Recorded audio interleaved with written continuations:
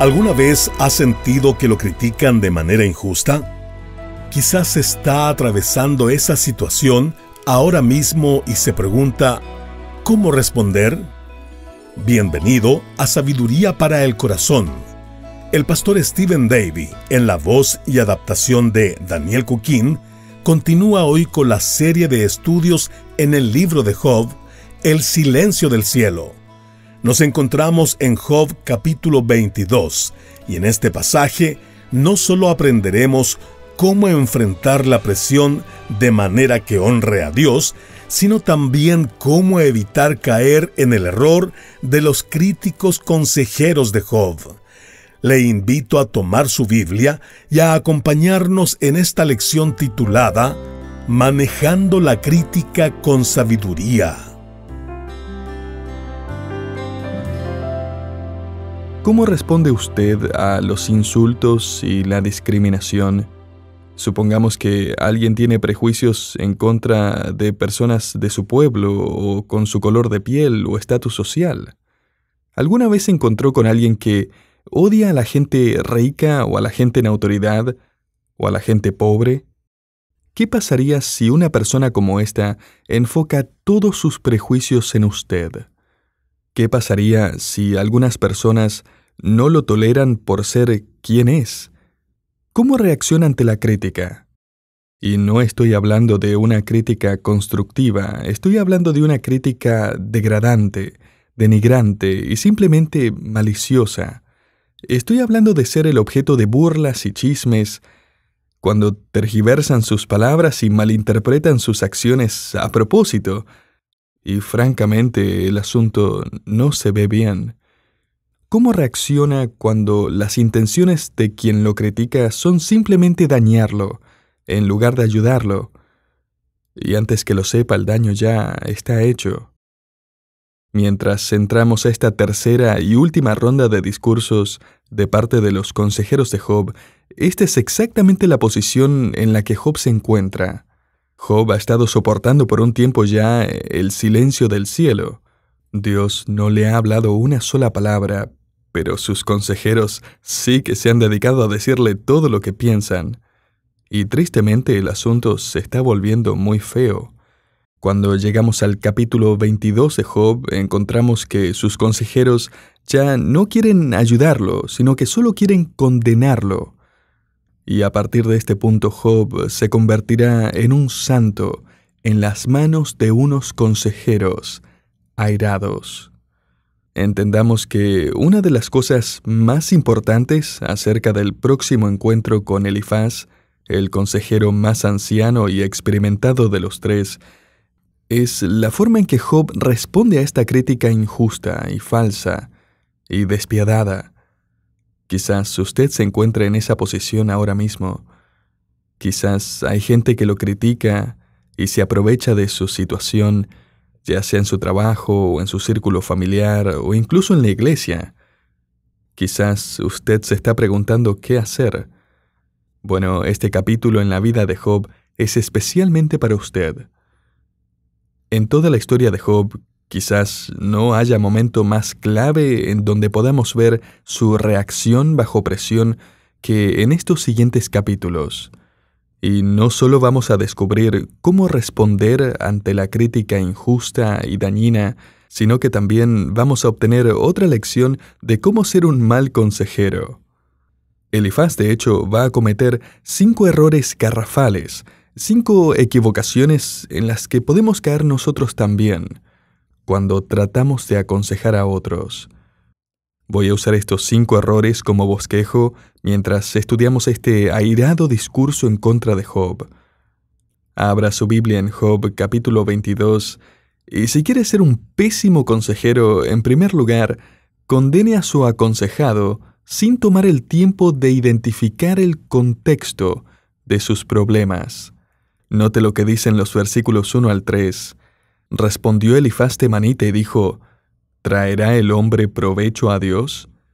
Al contrario, para sí mismo es provechoso el hombre sabio. ¿Tiene contentamiento el Omnipotente en que tú seas justificado, o provecho de que tú hagas perfectos tus caminos? Estas palabras están llenas de sarcasmo, Él dice: Job, ¿de verdad crees que de alguna manera beneficias a Dios? ¿Tú crees que a Dios le importa que tú crees ser un hombre justo? Mira a tu alrededor. ¿Dónde está la prueba de que a Dios le importa tu vida? Sin embargo, lo que Elifaz no sabe es que Job está bajo el atento cuidado de Dios en formas que él no podría imaginarse. Dios y Satanás, y sin duda todas las huestes celestiales, estaban atentos a lo que estaba pasando con Job. De hecho, Dios está a punto de intervenir para darle una enorme garantía a Job de que él aún está a su lado. Elifaz no sabía el contexto de dónde vino el sufrimiento de Job, y ni siquiera Job lo sabía.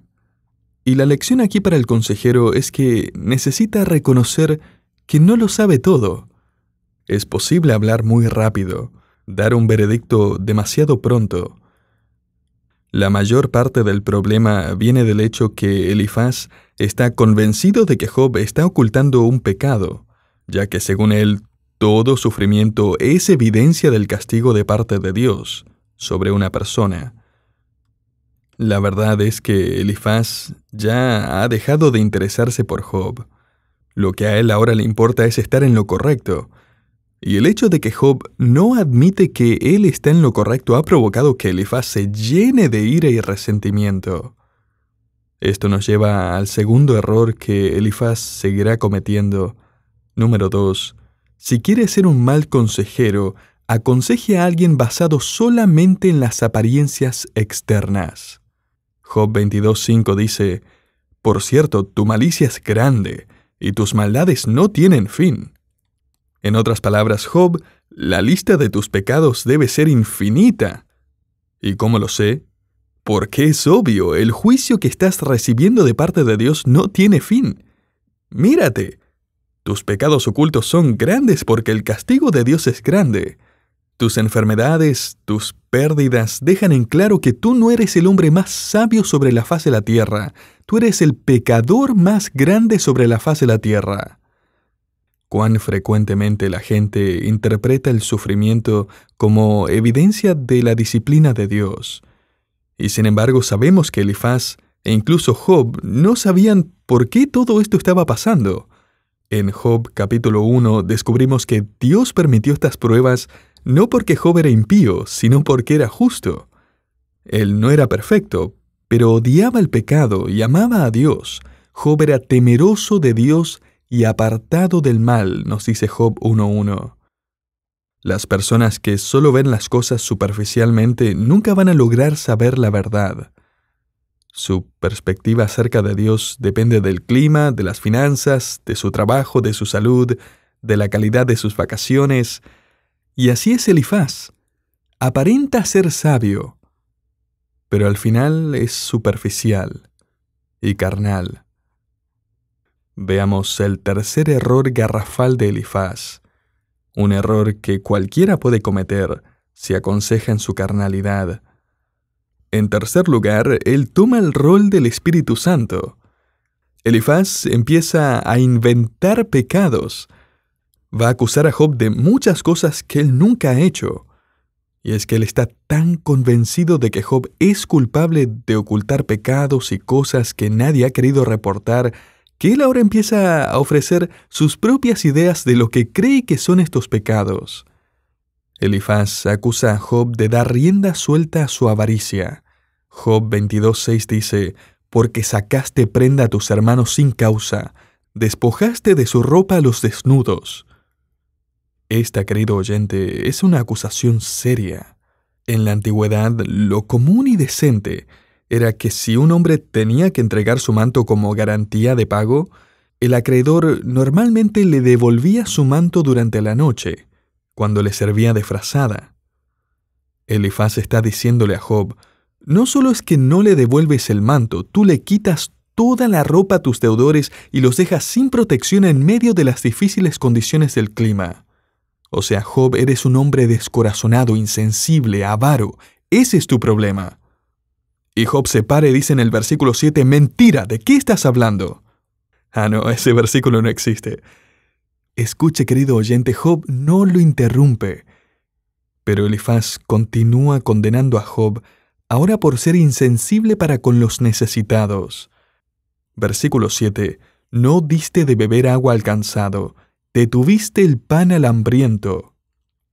O sea, Job, tú has dejado que la gente se muera de hambre cuando tú pudiste haber ayudado. Podemos parafrasear el versículo 8 de esta manera. Tú, quien supuestamente eras un hombre honorable, realmente eras un egoísta, descorazonado, carente de siquiera una pizca de preocupación por los demás. Y luego en el versículo 9 Job dice, «¡Cállate, mentiroso!». No, Job nuevamente no dice una sola palabra ante su consejero. Pero Elifaz sigue condenando a Job, y ahora por cometer el peor crimen de todos, rehusarse a proteger a las viudas y los huérfanos. Job 22:9. A las viudas enviaste vacías, y los brazos de los huérfanos fueron quebrados. Nada podía estar más lejos de la verdad. Durante toda su vida Job había demostrado amor y preocupación por las personas que lo rodeaban. Dios mismo describió a Job en el capítulo 1 como un hombre que era un ejemplo de piedad sobre la tierra. Y Elifaz parece convencido. Él dice, Job, no hay razón para seguir ocultándolo, confiesa. Elifaz ahora va a cometer su cuarto error garrafal en su consejo, el cual continúa siendo una tentación para todos aquellos que aconsejan. En cuarto lugar, él trata de presionar a su aconsejado para que dé una confesión. Las acusaciones en contra de Job son obviamente falsas. Fueron inventadas, fabricadas, no son verdad. Elifaz está trabajando para el enemigo en este momento, no para Dios. Apocalipsis 12:10 nos dice que Satanás es el acusador de nuestros hermanos. Mire, Satanás se deleita en traer al creyente bajo una nube de culpa y un sentimiento de que Dios lo odia. Él quiere que tiremos la toalla. Un teólogo dijo estas sabias palabras: debemos distinguir cuidadosamente entre la convicción del Espíritu Santo y la acusación de Satanás. Hay una gran diferencia. El Espíritu Santo nos convence de pecados específicos, y Él lo hará hasta que lo confesemos. Pero luego no nos seguirá trayendo bajo convicción acerca de ese pecado en particular, porque ya ha sido perdonado. Por el otro lado, Satanás es un allanador de tumbas. Él descubre todo tipo de inmundicia de nuestro pasado y nos bombardea con recuerdos de pecados pasados. Pecados que hemos cometido y que no hemos confesado, por supuesto. Pecados que hemos cometido y que ya hemos confesado. E incluso pecados que nunca hemos cometido. Todo para llenarnos de culpa y ansiedad. Él se concentra en los pecados que no necesitan nuestra atención. Y después de que confesamos nuestros pecados, Satanás aún nos va a atormentar con sentimientos de culpa. Aprendamos de esto. La diferencia entre la convicción del Espíritu Santo y la acusación satánica es la diferencia entre un rifle y una escopeta. El Espíritu apunta a áreas específicas en nuestra vida que necesitan confesión. Es claro, específico, verdadero. Satanás es como la escopeta. Dispara perdigones por todos lados. Sus acusaciones son vagas, genéricas y falsas. Ese es un buen consejo. Y a modo de aplicación, como cónyuges, debemos tener cuidado de no actuar de esa misma manera. Como padres, es fácil llegar a actuar de esa forma con nuestros hijos también. Como profesores y colegas, trabajadores y compañeros de clase, podemos hacer la labor del enemigo en lugar de entregar aprobación y elogio, felicitaciones. Como Elifaz, podemos estar más concentrados en estar en lo correcto que en traer esperanza. Continuando, el quinto error de Elifaz se ve en el resto del capítulo 22, especialmente desde el versículo 23 hasta el final del capítulo, y es prometer soluciones rápidas e ignorar los problemas de fondo. Cualquiera pensaría que Elifaz es bipolar, porque de repente ahora Elifaz es bueno y agradable. Job Dice en el versículo 23, «Si te volvieres al Omnipotente serás edificado, alejarás de tu tienda la aflicción». Parafraseando el versículo 24, él dice, «Job, deshazte del oro que estás escondiendo». Y luego, imagina qué, dice Elifaz en los versículos 25 al 26, «El Todopoderoso será tu defensa, tendrás plata en abundancia, porque entonces te deleitarás en el Omnipotente y alzarás a Dios tu rostro». O sea, Job, solo haz lo que te digo y todos tus problemas van a desaparecer. Mire lo que dice en el versículo 28, «Determinarás asimismo una cosa y te será firme, y sobre tus caminos resplandecerá luz». O sea, Job, vas a poder tener todo lo que quieras. Solo dilo y reclámalo. ¿Suena familiar? Querido oyente, Job no quería una nueva vida. Él quería su antigua vida de vuelta. Pero nunca la iba a poder recuperar. Él no podía volver atrás. Solo había un mañana que lucía oscuro, solitario, confuso. Mire, el mal consejo está lleno de promesas superficiales. No provee la fortaleza del Espíritu de Dios que necesitamos para comenzar de nuevo, para levantar nuestro rostro y enfrentar los desafíos del mañana, o el dolor de estas falsas acusaciones, y ahora la trivialización de su dolor con estas promesas vacías. Y sin embargo, como habrá notado, Job no ha interrumpido a Elifaz ni una sola vez. Ni una sola vez Job responde, «¿Y tú quién te crees que eres?».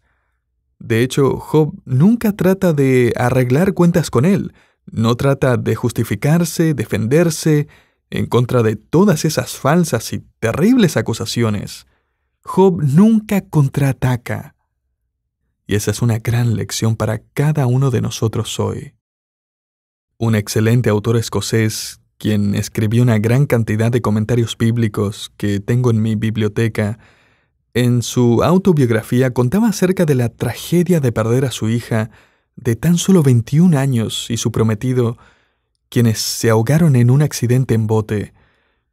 Y escribió que recibió una carta anónima un par de semanas después que decía lo siguiente: «Yo sé por qué Dios mató a tu hija, para alejarla de la corrupción de tus herejías».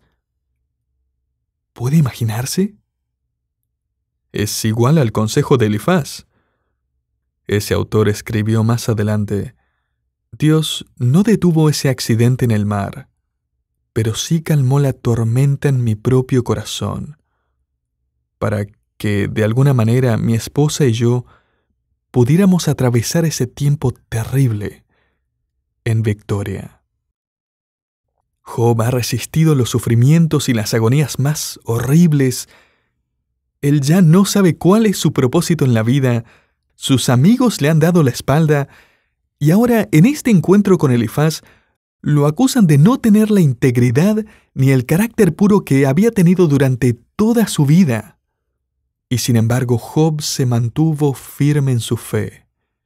Como veremos en un momento, en este pasaje, estando en las manos de consejeros airados, este santo de Dios ha resistido acusaciones durísimas, todo en el contexto de la pérdida de sus 10 hijos, amigos, salud. Para mí, lo que lo hace más heroico aún no es el hecho de que fue difamado, sino que él rehusó contraatacar. En los próximos 2 capítulos vemos cómo Job ignora los insultos y las ofensas. Él de hecho nunca le responde a Elifaz, al menos no directamente. Lo que él hace es empezar a orar en voz alta. No vamos a tomar el tiempo para leer toda la oración, pero voy a resumirla en 2 frases. En primer lugar, Job dice: «El cielo está en silencio, pero yo confío en Dios».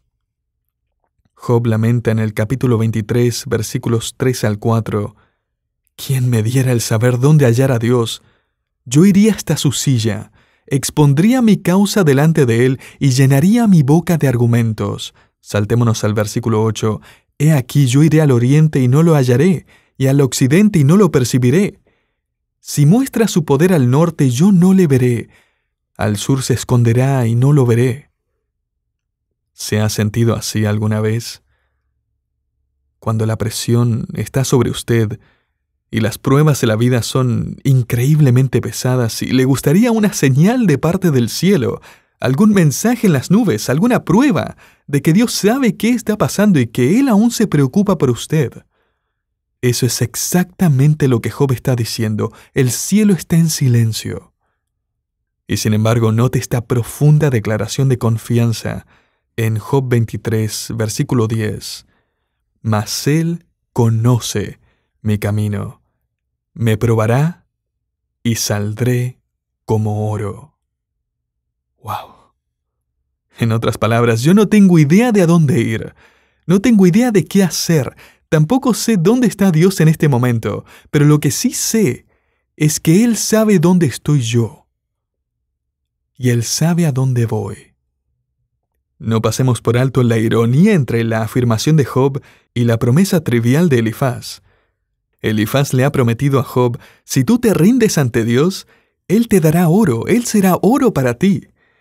Pero Job dice, oh no, porque yo he rendido mi vida a Dios. Cuando Él acabe conmigo, yo seré oro para Él. Job está diciendo, Él está purificándome para sus propósitos. Job está siendo refinado en el horno, purificado en el fuego. Job entrega una gran afirmación de fe y dice, Dios sabe qué me está pasando, Él conoce mi camino. Dios ha planeado lo que me está pasando, Él me está probando. Y Dios tiene un propósito para lo que me está pasando, saldré como oro. Y la segunda afirmación de Job es, la maldad me rodea, pero aún confío en Dios. Job reconoce la soberanía de Dios sin importar lo que aparentan sus circunstancias. Él sabe que Dios está en control. El capítulo 24 simplemente es un catálogo de pecados y maldades que abundan en la humanidad, en una cultura donde pareciera que Dios no castiga a los pecadores, donde vemos codicia y robo, opresión, asesinato, adulterio y más. Y esto es, a la verdad, una respuesta sutil a Elifaz. Él le había dicho a Job que obviamente él era culpable de un gran pecado, porque estaba siendo castigado por Dios. Job, sin embargo, dice en estos versículos, si Dios castiga a las personas por sus grandes pecados, entonces, ¿cómo es que tantos impíos aún siguen prosperando sin ser castigados? Aunque pareciera que Dios no está en control, Él lo está. El pecado será juzgado un día, sin importar lo que pase, sin importar cuán difícil sea la situación. Dios no ha abandonado su trono, y Dios no lo ha abandonado a usted. William fue un estudiante de la Universidad de Colorado en 1951. Gastaba un par de horas a la semana leyéndole a su compañero de clases llamado Juan. Juan era ciego. William escribe, un día le pregunté cómo es que había perdido la vista. Él me contó de un accidente que le había ocurrido cuando era un adolescente y cómo había caído en la depresión. Cuando pasó todo lo del accidente y supe que ya nunca volvería a ver, sentí como que mi vida había terminado, dijo Juan. Estaba amargado y enojado con Dios por permitir que todo eso me pasara. Empecé a descargar mi enojo en todas las personas a mi alrededor. Sentí que, ya que yo no tenía futuro, no valía la pena hacer nada por mí mismo. Así que dejé que los demás me atendieran, me encerraba en mi cuarto, no salía excepto para comer.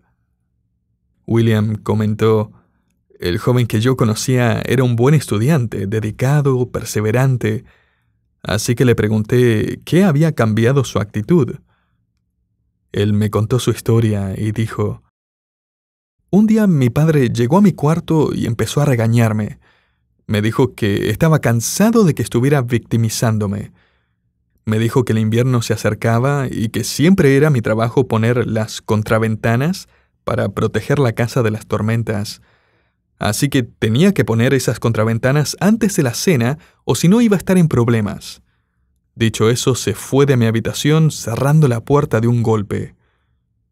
Eso me puso tan furioso que me decidí a hacerlo. Murmurando y refunfuñando, logré llegar tambaleando al garaje, encontré las contraventanas, un banquillo, todas las herramientas necesarias y me puse a trabajar. Van a sentirse tan mal cuando me caiga del banquillo y me rompa el cuello, pensaba. Pero poco a poco logré colocar todas las contraventanas y terminar el trabajo. Juan se detuvo por un momento y, con lágrimas en sus ojos, dijo: «Más tarde descubrí que toda esa tarde mi papá había estado a no más de 2 metros de distancia, cuidándome. No lo supe sino hasta después, pero todo el tiempo que estuve subiendo y bajando del banquillo, murmurando y quejándome, y sudando mientras hacía el proyecto, en la oscuridad, mi papá siempre había estado a mi lado». Querido creyente, recuerde, aun cuando los cielos están en silencio, podemos confiar en Dios. Aun cuando la tierra está llena de maldad, podemos confiar en Dios. Cuando estamos en la oscuridad, cuando no sabemos a dónde ir, aun cuando estamos en las manos de un mal consejero, aún allí, estamos en las manos de nuestro sabio, amoroso y buen Dios.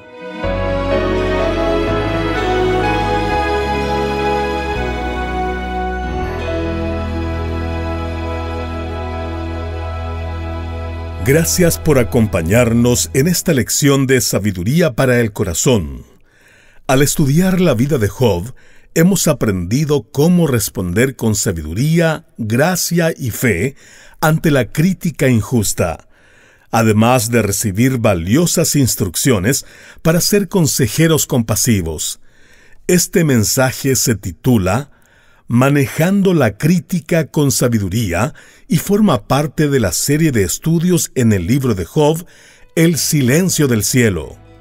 Si en este momento está atravesando una prueba y necesita apoyo en oración, estamos aquí para orar por usted. Envíenos un correo electrónico a info@sabiduriaespanol.org o escríbanos a través del formulario de contacto de nuestra página web sabiduriaespanol.org/contacto. Gracias por su sintonía. Le esperamos en el próximo episodio de Sabiduría para el Corazón. Bendiciones.